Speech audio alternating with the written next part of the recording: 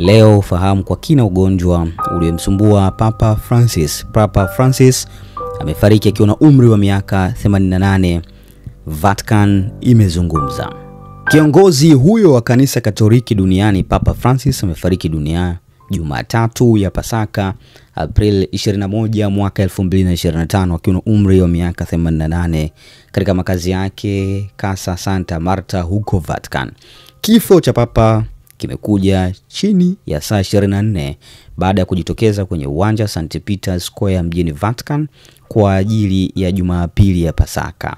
Kabla ya kifo chake, Papa Francis aligundulika na homa ya mapafu na katika mapafu yake yote mawili, na hali yake ilikuwa mbaya kwa mujibu wa taarifa za Vatican. Kwa zaidi ya miezi miwili tangu Februari 14, kiongozi huyo alikuwa amelazwa akisumbuliwa na maambukizi ya njia ya upumuaji hayo na alikuwa akipatiwa matibabu katika hospitali ya Gemelli, Rome. Homa mapafu au pneumonia ni maambukizi ambayo yanasababisha uvimbe kwenye mifuko ya hewa ndani ya mapafu. Mifuko hii ya hewa inaweza kujaa maji au usaha na kusababisha dalili kama zifuatazo. Moja, kukohoa huku ukitoa makohozi yenye ute na usaha.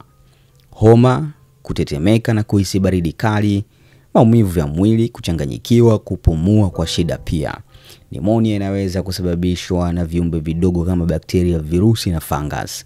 Viumbe hivi vinaweza kuenea kwa njia ya matone kutokana na kukohoa au kupiga chafya au kwa kugusa uso wenye vijidudu kisha kugusa mdomo, pua au macho. Kwa Papa Francis alikuwa na tatizo hili ambalo ni bilateral, ikimaanisha kwamba maambukizi yameathiri mapafu yake yote mawili badala ya pafu moja tu. Hata hivyo, watafiti wa chuo kikuu cha teknolojia cha Sydney, Australia, wakaamini kuwa na homa ya mapafu katika mapafu yote mawili haina maana kwamba maambukizi ni mabaya zaidi kwa kila mgonjwa.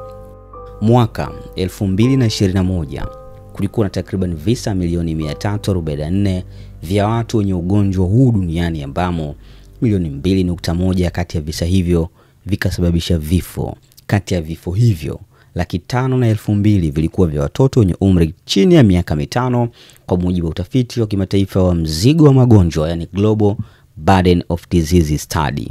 Katika mwaka huo huo, kwa mujibu wa shirika la afya duniani WHO, maambukizi ya njia ya chini ya upumuaji yalikuwa sababu ya 5 ya vifo duniani baada ya magonjwa ya moyo, COVID-19, kiharusi na ugonjwa sugu wa kupumua COPD. Jinsi ya kugundua homa ya mapafu na watu ambao wapo kwenye hatari zaidi.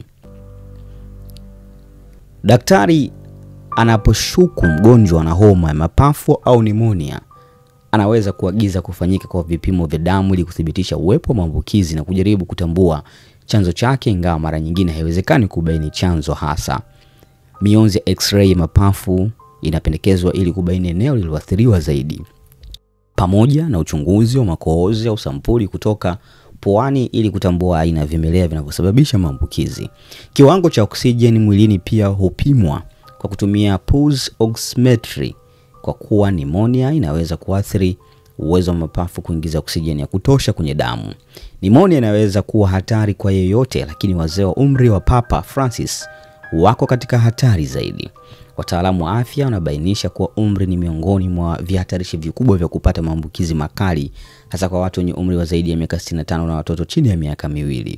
Mbali na umri, vihatarishi vingine ni pamoja na uharibifu wa mapafu kutokana na maambukizi ya awali, magonjwa ya muda mrefu ya mapafu kama vile gonjwa la COPD na emphysema, uvutaji wa sigara, kinga ya mwili iliyo dhaifu. Kwa upande wake, Papa Francis, mbali na umri wake kulikuwa mkubwa, historia yake ya maradhi ya kupumua ikimweka katika hatari zaidi. Katika ujana wake, alipatwa na kitu kinachoitwa kitaalamu pleurisy, hali inayosababisha uvimbe kwenye utando wa mapafu preola. Kutokana na ugonjwa huo, sehemu ya pafu lake likaondolewa kwa upasuaji, hali iliyomfanya kuwa katika hatari kubwa zaidi ya maambukizi ya njia ya upumuaji. Papa alilazwa hospitali mnamo Februari 14 kwa matibabu ya bronchitis, ambao ni uvimbe wa njia za hewa bronch zinazopeleka hewa kwenye mapafu. Uchunguzi zaidi ukaonyesha kuwa alikuwa pia na nimonia iliyoathiri mapafu yote mawili. Alianza kuhisi dalili siku chache kabla ya kulazwa na alilazimika kuwaachia maafisa wake wasome hotuba alizoziandaa katika matukio ya hivi karibuni. Wakatoliki duniani kote wanaomboleza kifo cha Papa Francis, ikiwa ni pamoja na nchi kama Bangkok, Thailand, ambapo wengi wamekusanyika kutoa heshima zao. Nchi mbalimbali duniani zimeanza maandalizi ya kuomboleza Papa Francis aliyefariki dunia akiwa na umri wa miaka 88. Tukufahamishe baadhi ya matukio muhimu. Vatican itafanya ibada ya maombi ya hadhara saa 1:30 kwa saa za nchi hiyo. Argentina alikozaliwa Papa, siku 7 za maombolezo ya kitaifa zimetangazwa.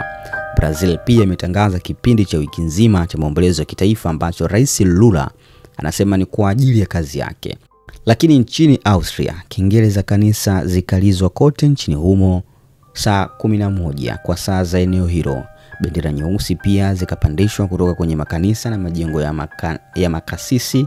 Misa ikafanyika kwa ajili ya Papa katika kanisa kuu la St. Stephens la Vienna saa 12. Nchini Uingereza, makao makuu ya kifalme yatapeperusha bendera ya Uingereza nusu mlingoti pamoja na ubalozi wa Uingereza huko Vatican. Lakini Hispania, siku 3 za maombolezo zikatangazwa. Lakini huko Ufaransa, kengele katika kanisa kuu la Notre Dame huko Paris zililizwa mara 88 kilinganisho na umri wake mapema pale ambapo walipopokea taarifa za kifo chake. Taa za mnara wa Eiffel pia hapo Ufaransa zikaweza kuzimwa. Daima alikuwa mmoja wa watu wanaopenda amani na kutatua migogoro ambayo imeikumba dunia mara kadhaa, tukimshuhudia akiwa mstari wa mbele katika kuitafuta amani.